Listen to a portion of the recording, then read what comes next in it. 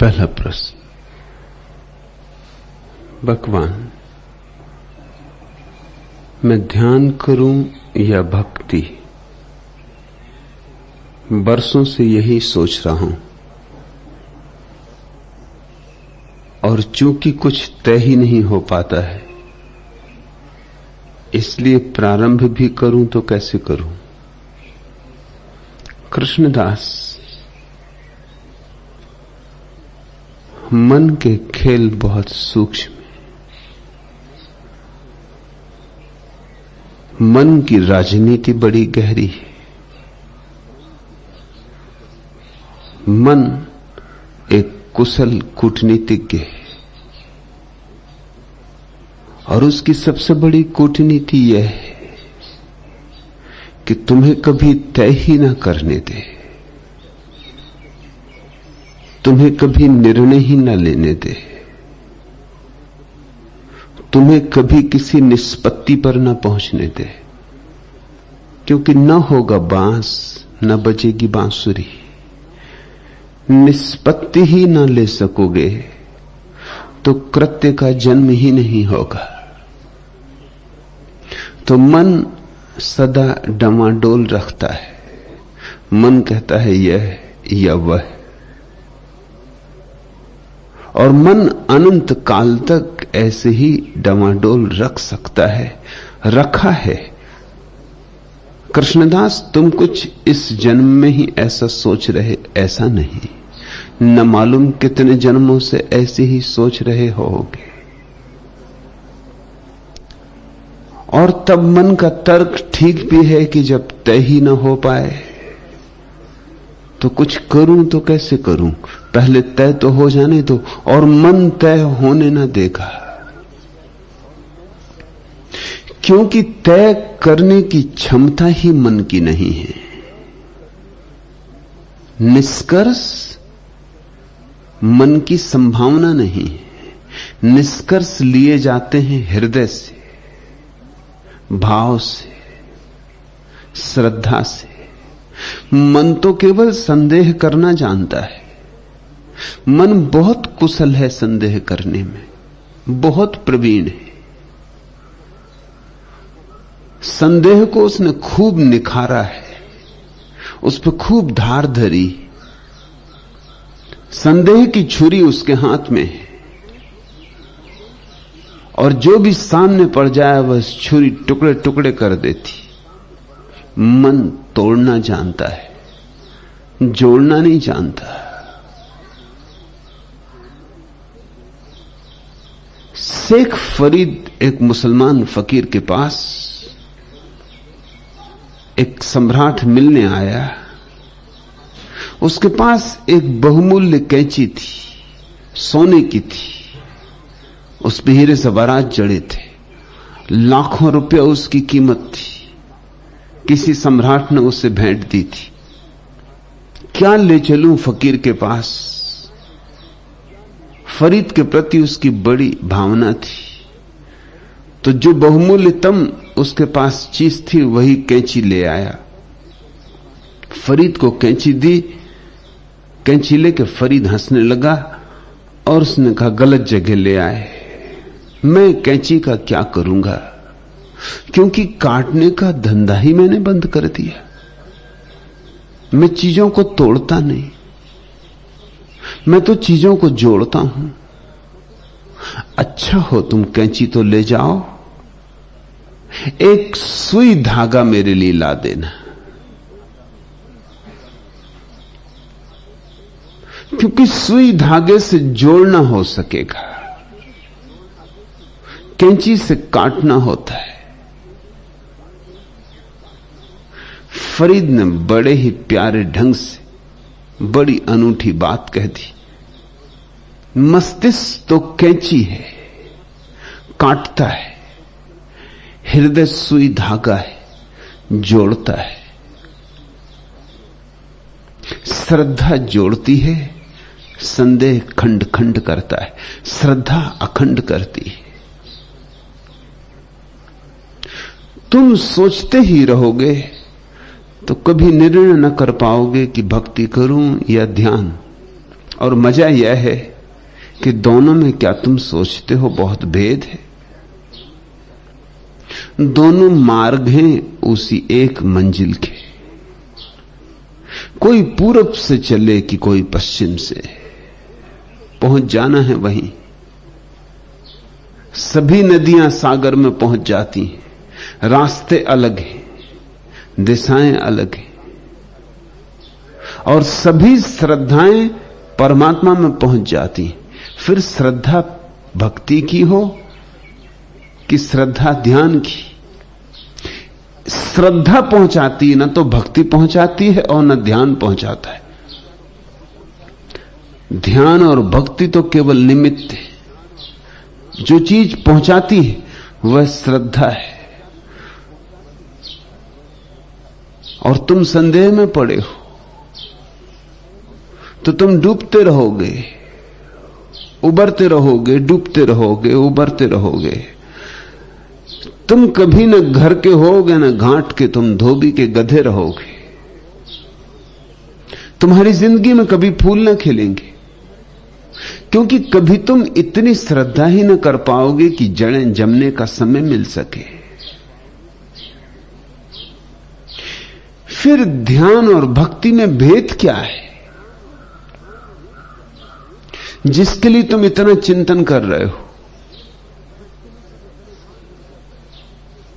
ध्यान है आत्मस्मरण और भक्ति है परमात्मा स्मरण। ध्यान है इस बात के प्रति बोध कि मैं परमात्मा हूं, और भक्ति है इस बात का बोध कि शेष सब परमात्मा है। जो जान लेता है कि मैं परमात्मा हूं, वह निश्चित ही जान लेता है कि शेष सब भी परमात्मा है, क्योंकि जो मेरे भीतर जीवित है वही शेष सबके भीतर जीवित है। जो मेरे भीतर श्वास ले रहा है वही सबके भीतर श्वास ले रहा है।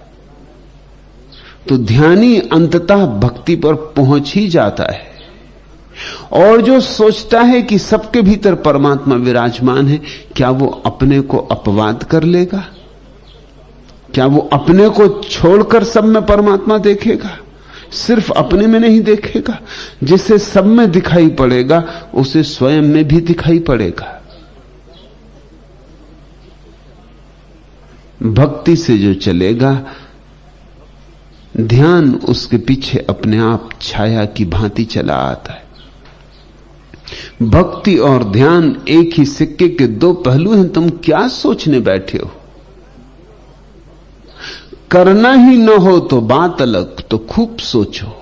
जिसे न करना हो उसके लिए श्रेष्ठतम विधि है सोचना।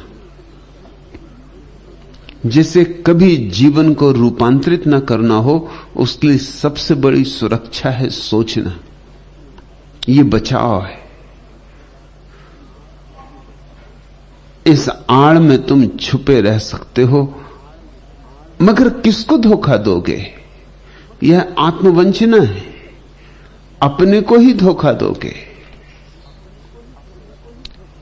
कृष्णदास, अब कुछ करो, कुछ भी सही।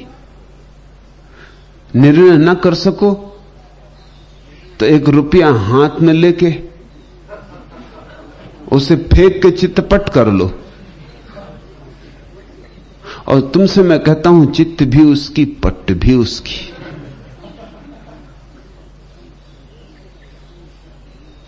फिर चिरागों से धुआं उठने लगा, कुछ कीजिए। अब तो इस घर में भी दम घुटने लगा, कुछ कीजिए। आज अपनी खिड़कियां खोलें तो खोलें किस तरह? इन उजालों का भरम खुलने लगा, कुछ कीजिए।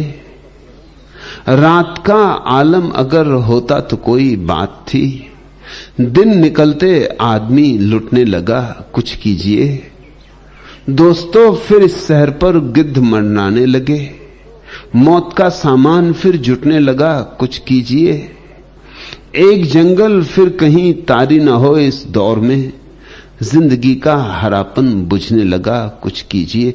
जरा देखो तो, जिंदगी का हरापन बुझने लगा।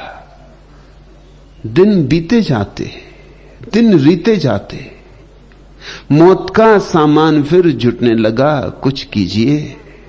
और मौत कब पकड़ लेगी और तुम यही बैठे सोचते रहोगे कि ध्यान करें कि भक्ति।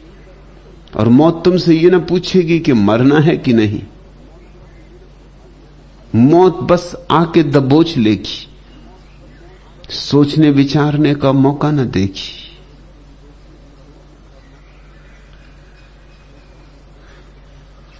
कुछ करो, लेकिन करना तभी संभव हो पाता है जब व्यक्ति विचार के व्यर्थ ऊहापोह से मुक्त हो। जिंदगी कुछ करने से बदलती है,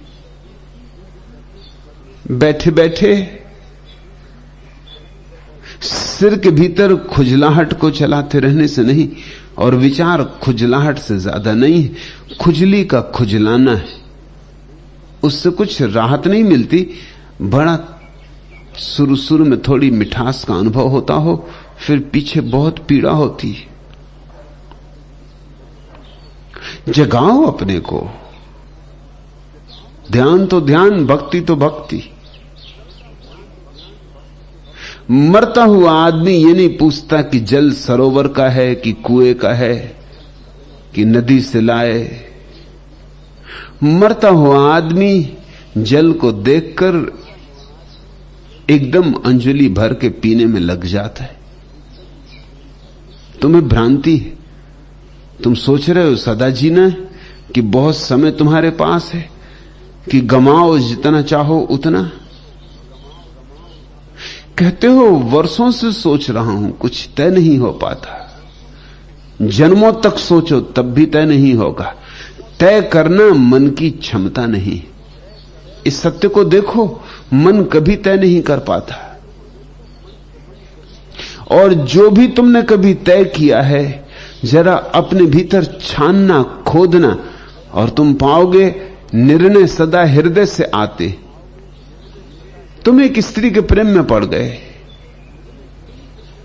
मन तो सोचता ही रहता है, लेकिन हृदय है कि प्रेम में पड़ गया। इसलिए तो मन कहता है कि हृदय अंधा है, कि प्रेम अंधा है। अगर मन की आंख से कोई प्रेम करने चले तो प्रेम कभी होगा ही नहीं। तुम सोचने विचारने में ही समय गंवा दोगे। तुम्हारे जीवन में जो भी हुआ है, कोई संगीतज्ञ हो गया है, देखे जरा गौर से। अगर मन से सोचता कि संगीतज्ञ हो जाऊं, कि डॉक्टर हो जाऊं, कि चिकित्सक हो जाऊं,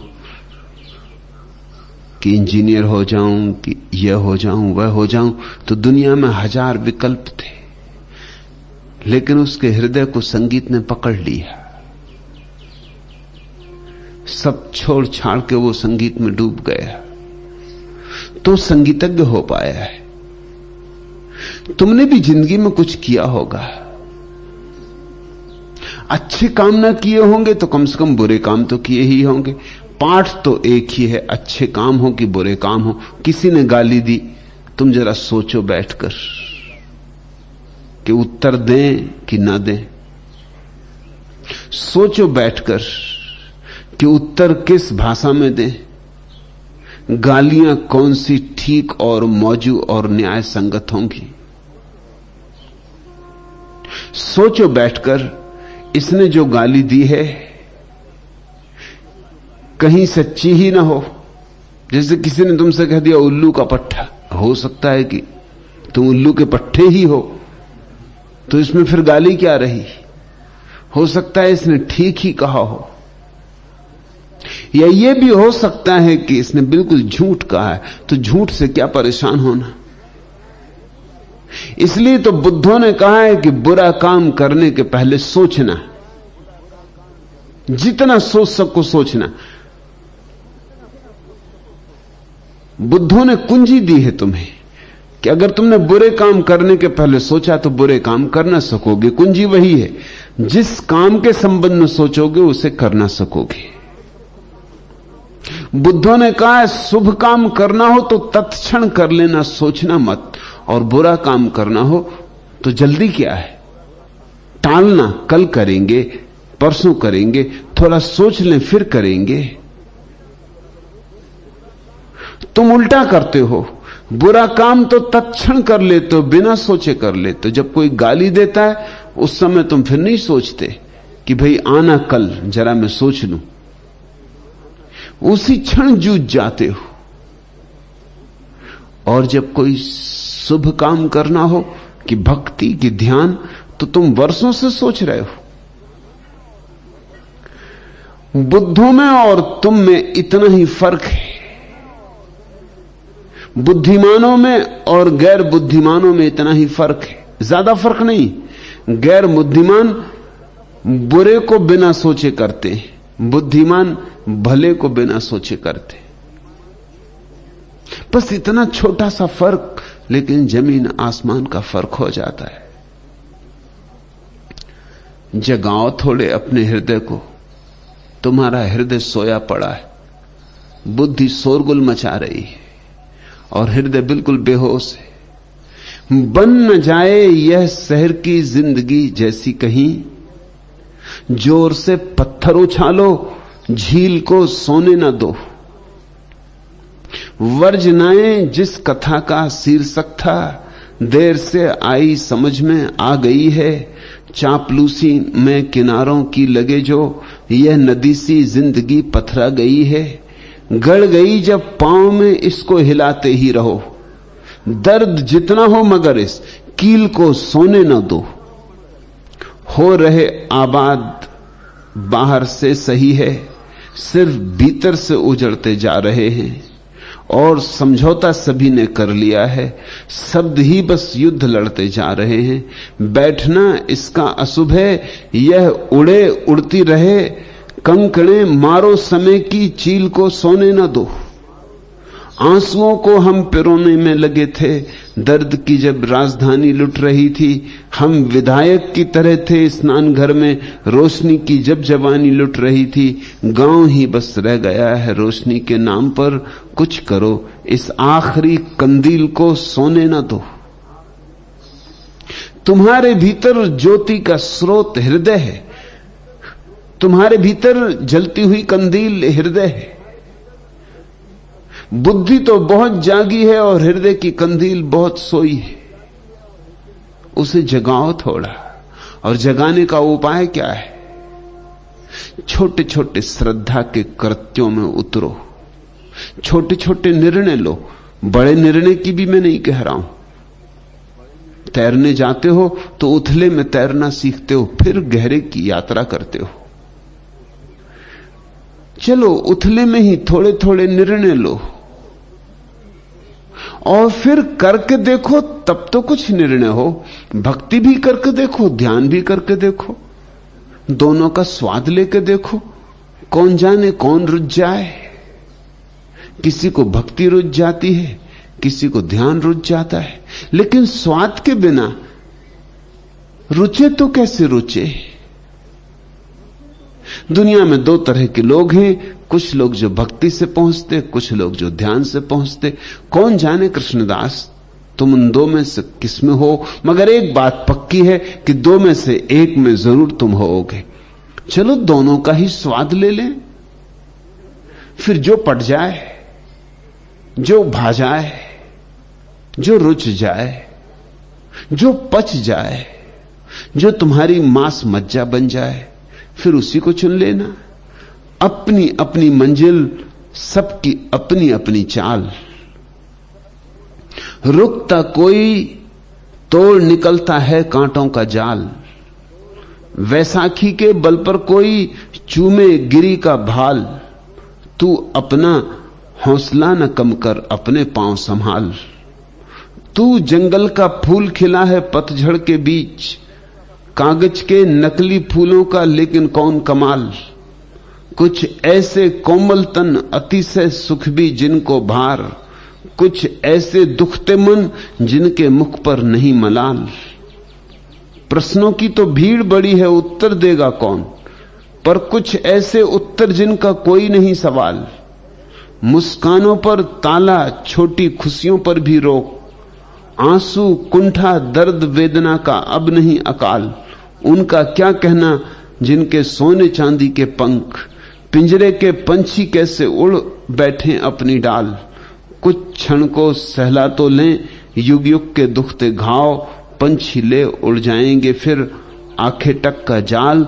अपनी अपनी मंजिल सबकी, अपनी अपनी चाल, रुकता कोई तोड़ निकलता है कांटों का जाल। तुम्हारी भी अपनी कोई चाल है, मगर चलो तो पहचान में आए। ऐसे भी चलो, वैसे भी चलो।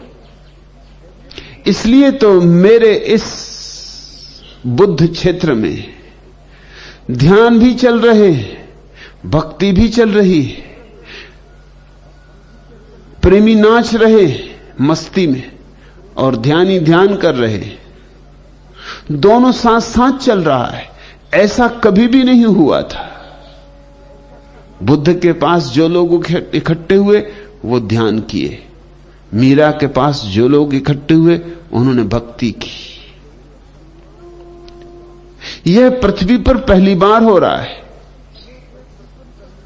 जहां सूफी मस्ती और सूफी नृत्य और जहां भक्तों का आनंद और भक्तों की गागर छलक रही और जहां साथ साथ विपस्सना ध्यान और झासेन और गहन गहन ध्यान की प्रक्रियाएं भी साथ साथ चल रही। दोनों अवसर तुम्हें दे रहा हूं, तुम मालिक हो, दोनों का स्वाद ले लो, फिर निर्णय अपने से हो जाएगा। मगर तुम बैठे बाहर, न तुम करते ध्यान, न तुम करते भजन, तुम बैठे दूर प्रेक्षक की तरह, दर्शक की तरह विचार कर रहे क्या करूं क्या न करूं। ऐसा तो नहीं है कि कहीं बहुत आलस्य है मन में, बहुत तमस है मन में। दो आलसी एक वृक्ष के नीचे पड़े थे। सत्यप्रिया ने मुझे एक छोटा सा चुटकुला भेजा है। जामुन का वृक्ष, एक जामुन गिरी,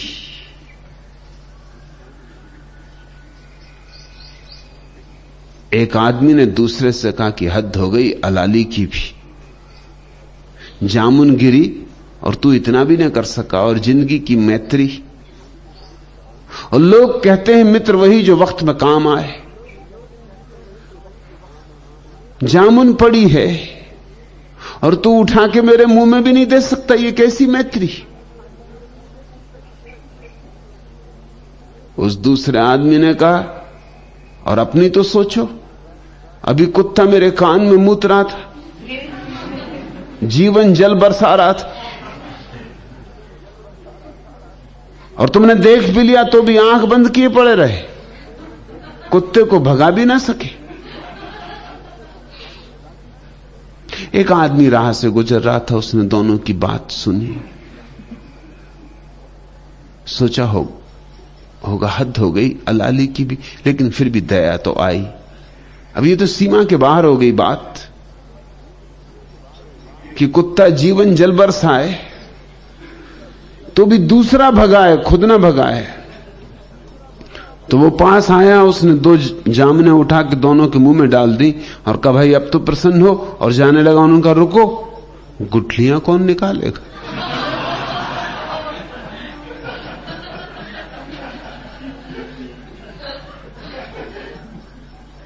कहीं ऐसा तो नहीं है कि ये सब सोच विचार सिर्फ आलस्य को सुंदर परिधान पहनाना है, कुछ करना नहीं चाहते, न ध्यान न भक्ति। सो सुगम उपाय खोज लिया है, सोचते रहेंगे, विचार करते रहेंगे। जिंदगी में और चीजों के संबंध में तो कृष्णदास ऐसा नहीं करते। पानी पिए या न पिए, भोजन करें या न करें, आज रात सोएं या न सोएं, जिंदगी के और सब काम तो तुम मजे से किए जा रहे हो, सिर्फ भक्ति में और ध्यान में ही सारा सोच विचार लगा दिया। शायद कारण यह हो कि जिन चीजों का तुम्हारे आंखों में मूल्य है उनको तो तुम कर लेते हो, और जिनका मूल्य नहीं है उनको सोचते हो। या तो भूल ही जाओ, क्यों व्यर्थ समय गमाना। ध्यान भक्ति दोनों भूल जाओ, या तो भूल ही जाओ, झंझट छोड़ो। जिंदगी में और 1000 काम है, कुछ थोड़ा और कमा लो, कुछ थोड़ा और बड़ा मकान बना लो, थोड़ा और बैंक में धन इकट्ठा कर लो। कहां की व्यर्थ की बातों में पड़े हो। या तो छोड़ ही दो, और अगर न छोड़ सकते हो, अगर ये धुन उठी रही हो, तो फिर दोनों करके देख लो। निर्णय आएगा अनुभव से, श्रद्धा जगेगी अनुभव से, प्रीति उमगेगी अनुभव से।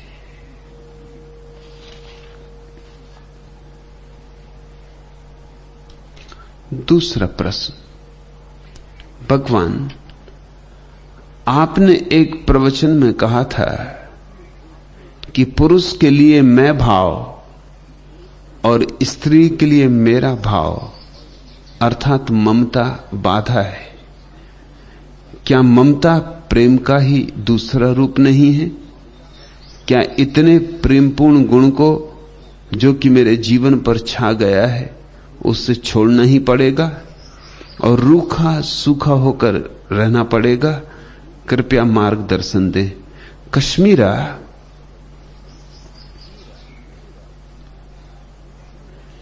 मैं और मेरा दोनों प्रेम के दुश्मन हैं, दोनों प्रेम को नष्ट करते हैं, दोनों प्रेम के लिए कैंसर है। और तू समझ रही है कि मैं और मेरा ही प्रेम है, और तू समझ रही कि मैं और मेरा चला गया तो जीवन रूखा सूखा हो जाएगा। जीवन रूखा सूखा है मैं और मेरे के कारण। और अगर थोड़ी बहुत हरियाली कहीं जीवन में हो भी, कहीं एक आध दो पत्ते कभी निकल भी आते हों, तो यही समझना कि मैं और मेरे के बावजूद निकल आते हैं, मैं और मेरे के कारण नहीं। कुछ हिस्सा होगा तेरे भीतर जो मैं और मेरे से खाली, वहीं थोड़ी हरियाली होगी, वहीं थोड़ा मरुद्धान होगा, नहीं तो मरुस्थल ही मरुस्थल होगा। मैं यानी अहंकार। अहंकार और प्रेम का क्या संबंध हो सकता है? प्रेम तो अहंकार का विसर्जन है। जब भी किसी के प्रति प्रेम उमगता है तो उसके प्रति हम अपना अहंकार छोड़ देते, उसके प्रति हम अपने मैं को समर्पित कर देते। फिर चाहे साधारण जगत का प्रेम हो और चाहे भगवान का प्रेम हो, मौलिक प्रक्रिया तो एक ही है। जिस स्त्री को तुमने प्रेम किया या जिस पुरुष को तुमने प्रेम किया, उस प्रेम में तुम्हें परित्याग क्या करना पड़ता है? प्रेम मांगता क्या है? एक ही चीज मांगता है कि मैं को समर्पित करो। और जब भी कोई स्त्री और पुरुष एक दूसरे के प्रति अपने मैं को समर्पित कर पाते तो उनके जीवन में बड़ी हरियाली होती, बड़े फूल खिलते, बड़ी सुवास उठती। मगर यह बहुत मुश्किल से होता है, क्योंकि आखिर स्त्री स्त्री है, पुरुष पुरुष है। इनके प्रति मैं को पूरी तरह समर्पित करना करीब करीब असंभव है। और अगर कभी कभी समर्पित हो भी जाए तो वो क्षणभंगुरी होता है। उस क्षण में थोड़ी झलक मिलती है रस की, थोड़ा मन विमुग्ध होता है, थोड़े प्राण आनंदित होते, मगर क्षण को, और फिर अंधेरी रात, फिर गहन अंधेरी रात। एक क्षण को जैसे कौंध गई बिजली, और फिर अमावस की रात जो पहले से भी ज्यादा अंधेरा कर देती। इसलिए प्रेम में थोड़ा सुख भी है और बहुत ज्यादा दुख भी है। जिन्होंने प्रेम किया है उन्होंने सुख ही नहीं जाना, उन्होंने सुख से भी ज्यादा गहन दुख जाना है। इसलिए बहुत से लोग तो प्रेम में पड़ते ही नहीं। छोटे से सुख से वे वंचित रह जाएंगे, मगर बहुत बड़े दुख से भी वंचित रह जाएंगे। इसलिए तो बहुत से लोग सदियों सदियों तक जंगल में भाग गए, उन स्थानों से भाग गए हैं जहां प्रेम हो सकता था। संसार का अर्थ क्या होता है? जहां प्रेम होने की संभावना है, जहां प्रेम का अवसर है, जहां दूसरे मौजूद हैं, जहां कौन जाने कब किसी से मन का मेल बैठ जाए, कौन जाने कब किसी से राग जुड़ जाए, कौन जाने कब किसी की वीणा के साथ वीणा बज उठे, कौन जाने कब और किसके साथ भाग जाओ। सदियों सदियों से साधु संत भागते रहे जंगलों में, पहाड़ों में। किससे भाग रहे हैं? वो कहते हैं हम संसार से भाग रहे हैं, लेकिन अगर तुम उनके मनोविज्ञान को समझो तो इस बात में ज्यादा अड़चन ना होगी समझने में कि वे प्रेम से भाग रहे हैं, संसार से नहीं। प्रेम की जहां संभावना है, चुनौती है, वहां से भाग रहे हैं। संसार प्रेम का ही दूसरा नाम है। प्रेम से तो भाग जाते हैं क्योंकि प्रेम से डर लगता है, थोड़ा सा सुख लाता है और बहुत दुख लाता है।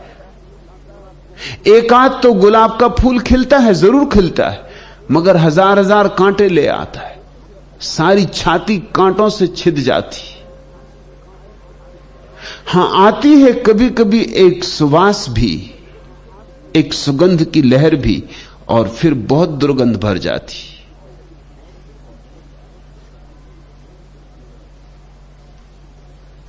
थोड़ा सा सुख और परिणाम में बहुत दुख।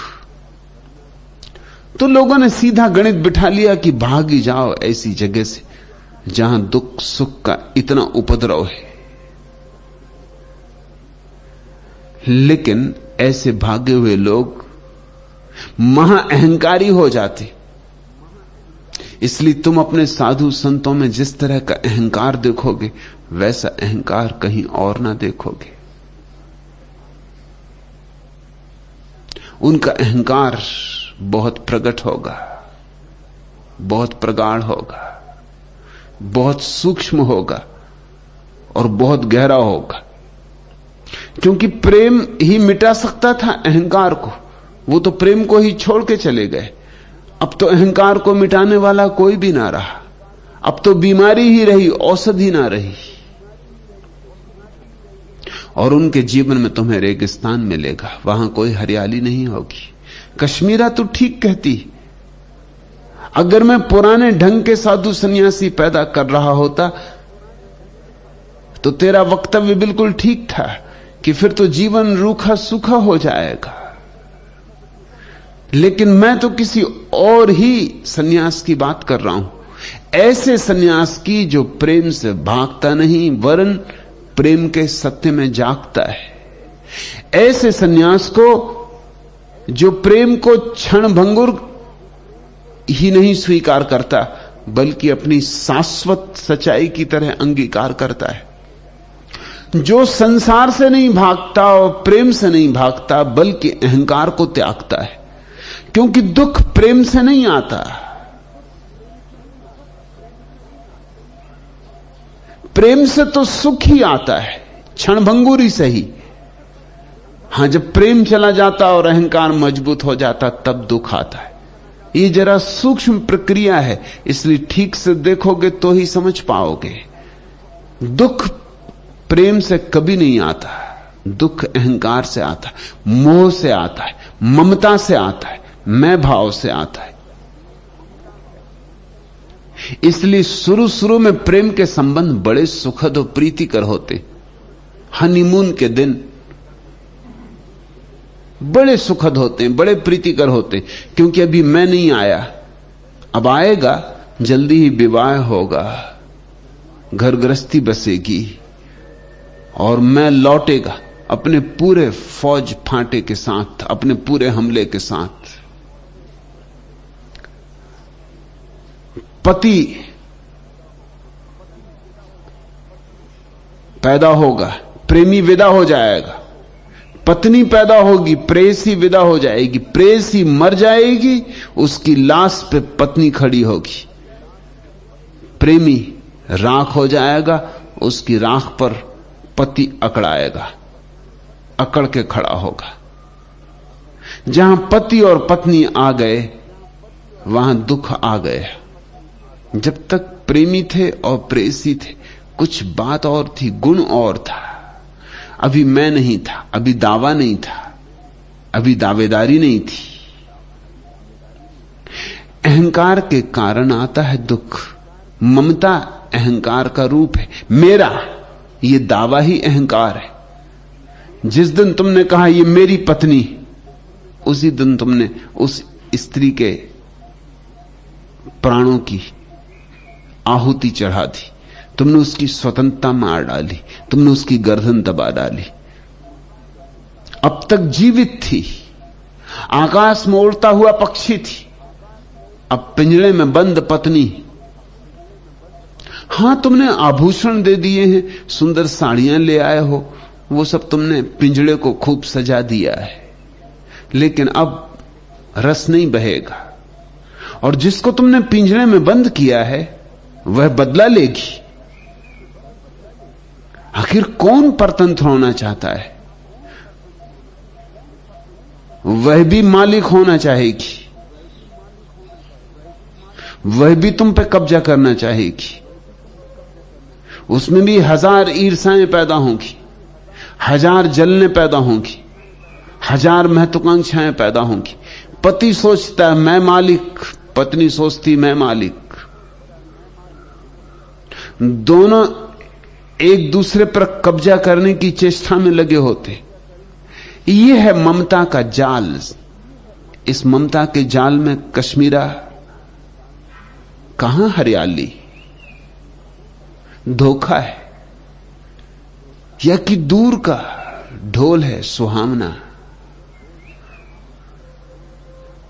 तू पूछती है, आपने एक प्रवचन में कहा था कि पुरुष के लिए मैं भाव और स्त्री के लिए मेरा भाव अर्थात ममता बाधा है। क्या ममता प्रेम का ही दूसरा रूप नहीं है? नहीं, जरा भी नहीं। ममता प्रेम की लाश है, प्रेम की सड़ांध है। ममता प्रेम की समाप्ति की घोषणा है। जब तक प्रेम है तब तक ममता नहीं होती, मोह भी नहीं होता। तब तक एक निश्चलता होती, एक स्वतंत्रता होती। जब तक प्रेम है तब तक प्रेमी एक दूसरे को मुक्त करते। प्रेम मुक्ति लाता है, ममता बंधन लाती। दोनों एक कैसे हो सकते? मगर तेरी बात मैं समझता हूं, शब्दकोश में यही अर्थ लिखा है और जीवन के सामान्य शिक्षण क्रम में भी यही समझाया जा रहा है कि ममता यानी प्रेम। मगर अस्तित्व के जगत में ममता प्रेम नहीं है, प्रेम का ठीक विपरीत है। अगर प्रेम अमृत है तो ममता जहर है। तू कहती है क्या ममता प्रेम का ही दूसरा रूप नहीं है? जरा भी नहीं। जहां से उड़ चुका प्रेम वहां पड़ी रह जाती है एक मुर्दा लाश, उसको तुम ममता कहते हो। फिर पूजो उस लाश को, चढ़ाओ फूल उस पर, लेकिन जीवन उस घर से उड़ चुका, खाली पिंजरा रह गया, हंसा जा चुका। तूने पूछा क्या इतने प्रेमपूर्ण गुण को, ममता को मैं प्रेमपूर्ण गुण कहता ही नहीं। ममता अगर ठीक से पहचानी जाए तो घृणा तो हो सकती है, प्रेम नहीं हो सकती। जरा जटिल होगी बात समझनी, क्योंकि सदियों सदियों का संस्कार हमारा ऐसा है कि ममता यानी प्रेम। और मैं तुमसे कह रहा हूं ममता का अर्थ ही यह होता है कि प्रेम नहीं। अब हम चाहते हैं कि कब्जा हो दूसरे पर। ममता राजनीति है, प्रेम धर्म है। ममता मालकियत है, प्रेम मुक्तिदायी है। ममता कहती है कि मुझे कभी मत छोड़ना। ममता कहती है कि मैंने ये लक्ष्मण रेखा खींची, इसके बाहर मत जाना। ममता कहती तुम मेरे हो और किसी के भी नहीं। ममता बड़ी ईर्षालु है, और ईर्षा घृणा का हिस्सा है, घृणा की छाया है। ममता ने रूप ले लिया है प्रेम का, मुखौटा ओढ़ लिया है प्रेम का, इसलिए खूब धोखा दे रही। लेकिन सच्चा प्रेम दूसरे पर दावा नहीं करता। खलील जिब्रान ने ठीक कहा है, तुम अपने बच्चों को प्रेम तो करना, लेकिन अपने विचार मत देना। तुम अपने बच्चों को प्रेम तो करना, लेकिन उन पर अपना अधिकार मत जतलाना। क्योंकि अधिकार जतलाया, अपने विचार दिए, तुमने उनकी गर्दन पर फांसी लगा दी, उन्हें तुमने अपने सांचे में ढाला कि यह घृणा हो गई, प्रेम ना रहा।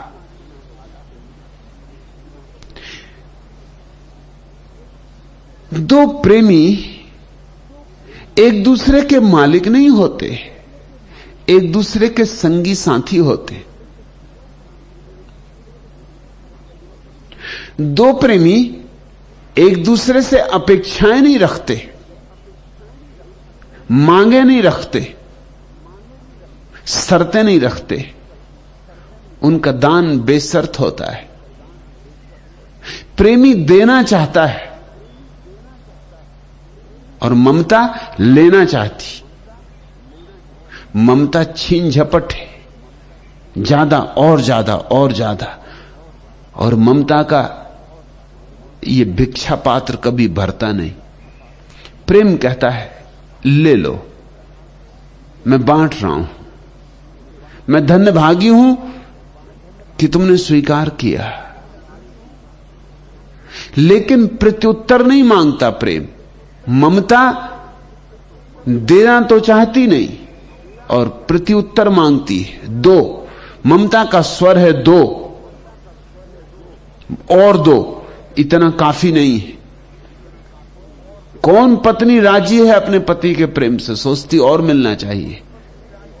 कौन पति राजी है अपनी पत्नी के प्रेम से? सोचता और मिलना चाहिए। बच्चे प्रसन्न हैं अपने माता पिताओं से, सोचते हैं और मिलना चाहिए। और माता पिता प्रसन्न हैं अपने बच्चों से, सोचते हैं और मिलना चाहिए। कितना ही मिले, ममता का भिक्षा पात्र भरता नहीं।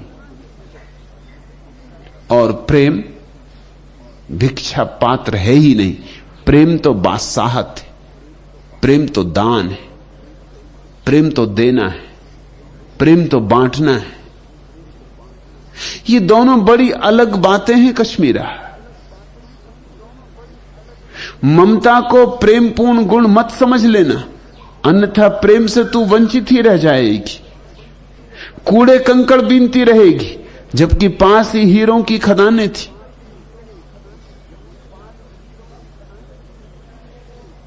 कूड़े कंकड़ भी कभी कभी बड़े चमकीले होते और हीरों का धोखा दे सकते। पारखी चाहिए।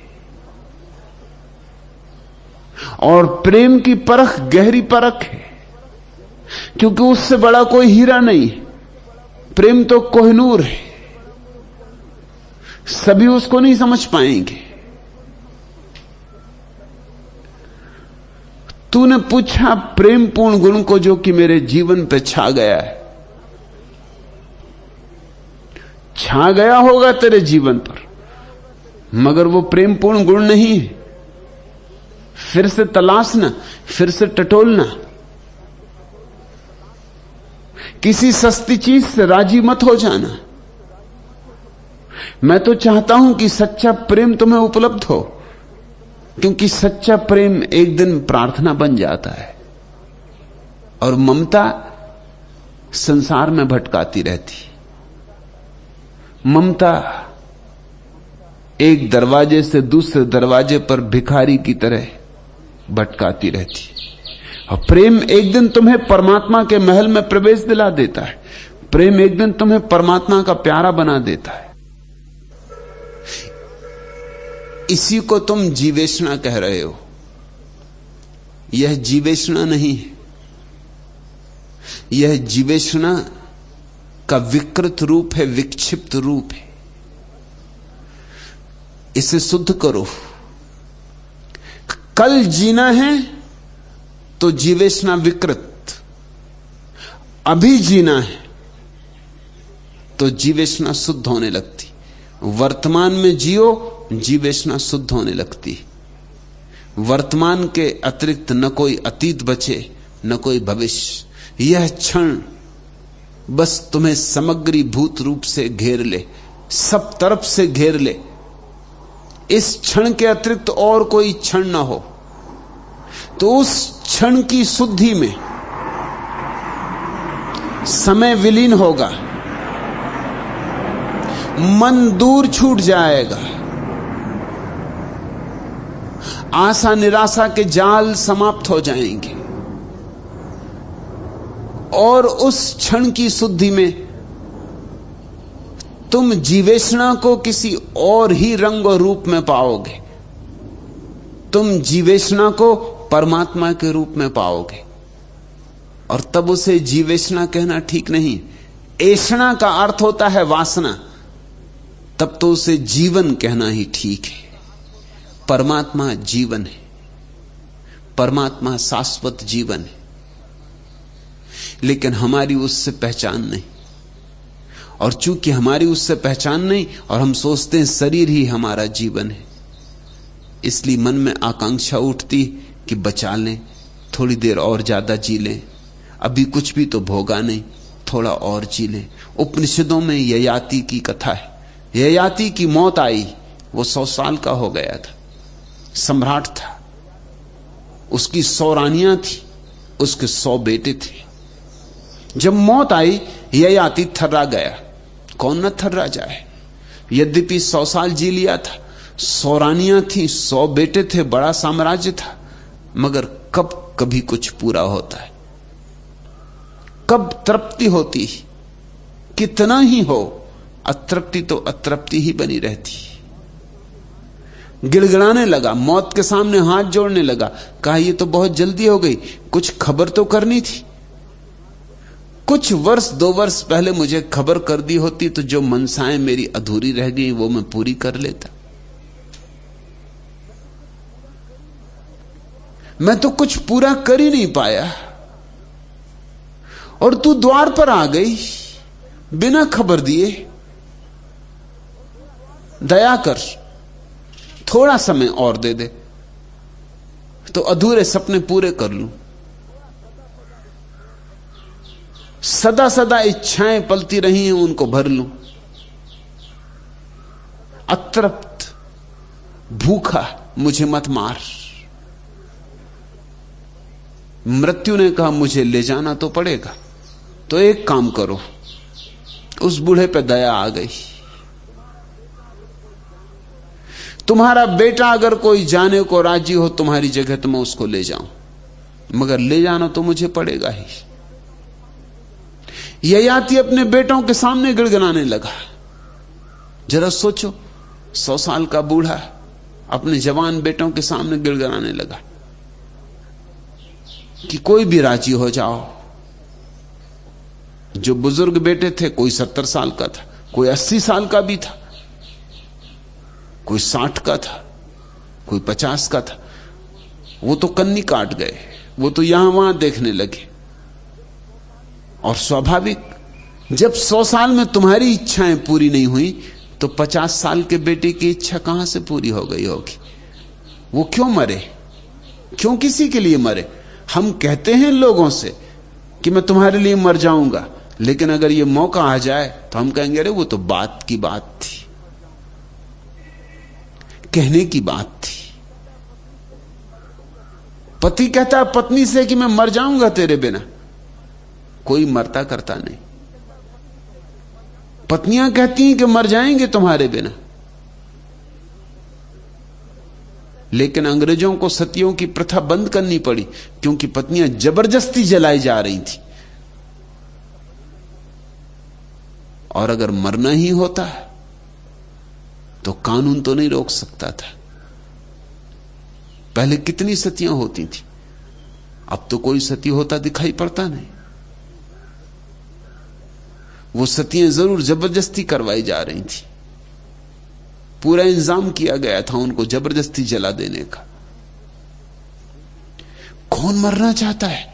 बेटे इधर उधर देखने लगे, सिर्फ एक छोटा बेटा, सबसे जवान बेटा, जिसने भी जिंदगी का कुछ भी नहीं देखा था, जिसकी उम्र 20 साल से ज्यादा नहीं थी, वो खड़ा हो गया। उसने कहा कि मैं तैयार हूं, मैं जाता हूं। बाप खुश हो गया। बाप ने बड़े आशीष दिए। जरा सोचो, बाप ने बड़े आशीष दिए कि बेटा तू ही मेरा असली बेटा है, तुझे मेरे आशीर्वाद, तुझे बहुत पुण्य होगा, तू अपने बाप को बचा रहा है। लेकिन मौत को बहुत दया आई इस बेटे पर कि ये बूढ़ा खुद तो बच रहा है और 20 साल के जवान को भेज रहा है, जिसने अभी कुछ भी नहीं देखा, अभी जीवन के कोई न कड़वे मीठे अनुभव हुए। मौत ने उस बेटे से कहा कि तू सोच ले एक बात, तू ना समझ मालूम होता है, तू ये नहीं देखता कि तेरा बाप 100 साल का होके भी मरना नहीं चाहता है। तेरे भाई सब बैठे, तेरे 99 भाई चुप बैठे, नीचे नजरें किए, कोई नहीं मरना चाहता, तू क्यों मरना चाहता है? उस बेटे ने बड़ी बहुमूल्य बात कही। उसने कहा कि मैं यही सोच के मरना चाहता हूं कि 100 साल के मेरे पिता हो गए, इनकी इच्छाएं पूरी नहीं हुई, तब 80 साल मैं क्यों घिट्टे खाऊं? ये 100 साल के होके भी गिड़गिड़ा रहे हैं, 100 साल का होके मैं भी गिड़गिड़ाऊंगा। ये मेरे भाई कोई 80 साल के हैं, कोई 70 साल के, कोई 60 साल के, ये सिर झुकाए बैठे। अगर ये 70-80 साल के होके भी जीवन की इच्छाएं पूरी नहीं कर पाए तो मैं कैसे कर पाऊंगा? इन सबको देख के ही मैं राजी हो गया हूं कि ये बात ही फिजूल है, ये मामला कुछ उलझने जैसा नहीं, तू मुझे ले चल। फिर भी बाप को होश ना आया। बेटे ने जब ऐसी अद्भुत बात कही तब भी किसी और भाई को होश ना आया। लोग बैठे ही रहे। लोग ऐसा पकड़ते हैं जिंदगी को। कहानी बड़ी प्रीतिकर है। 100 साल बीत गए, बेटे की उम्र बाप को लगी, 100 साल के बाद फिर मौत आई और बाप फिर गिड़गिड़ाने लगा। और उसने कहा कि अभी तो कुछ भी पूरा नहीं हुआ, ये 100 साल ऐसे बीत गए कि पता ही नहीं चला, पल में बीत गए। तब तक उसके 100 बेटे और पैदा हो चुके थे, नई नई शादियां कर ली थी उसने। मौत ने कहा तो फिर किसी बेटे को भेज दे, और ऐसा चलता रहा। ऐसा कहते हैं 10 बार हुआ। कहानी बड़ी प्रीतिकर है। 1000 साल का हो गया बूढ़ा, तब भी मौत आई और मौत ने कहा अब क्या इरादे? ययाति हंसने लगा। उसने कहा मैं चलने को तैयार हूं। नहीं कि मेरी इच्छाएं पूरी हो गई, इच्छाएं वैसी की वैसी अधूरी हैं, मगर एक बात साफ हो गई कि कोई इच्छा कभी पूरी हो ही नहीं सकती। मुझे ले चलो। मैं ऊब गया। ये भिक्षा पात्र भरेगा नहीं, इसमें तलहटी नहीं है, इसमें कुछ भी डालो ये खाली का खाली रह जाता है। जीवेषणा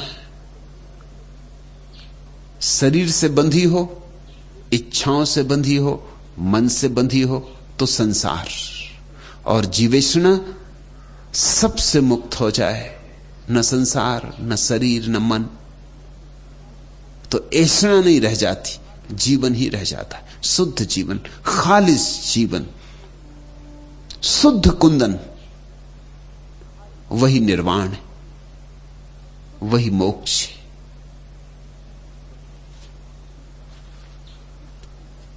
आखिरी सवाल, भगवान, मैं आपको सुनता हूं तो चकित हो रह जाता हूं, अवाक होता हूं, आश्चर्य विमुक्त होता हूं, लेकिन सन्यास में छलांग नहीं लगा पाता हूं, क्या करूं? राधा रमन,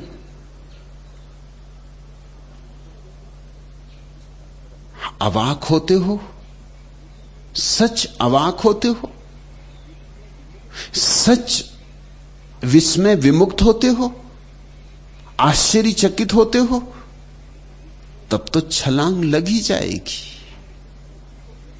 फिर होश किसको रहेगा छलांग से रुकने का? मदमस्त होते हो तो पता ही नहीं चलेगा कब छलांग लग गई। छलांग लग जाएगी तभी पता चलेगा कि अरे छलांग लग गई। मगर तुम कंजूसी कर रहे हो, थोड़े थोड़े अवाक होते होगे, मात्रा में, होम्योपैथी की मात्रा में, बच बच के। ज्यादा बरसने लगता होगा तो छाता लगा लेते होगे, ऐसे दूर दूर खड़े रहते होगे।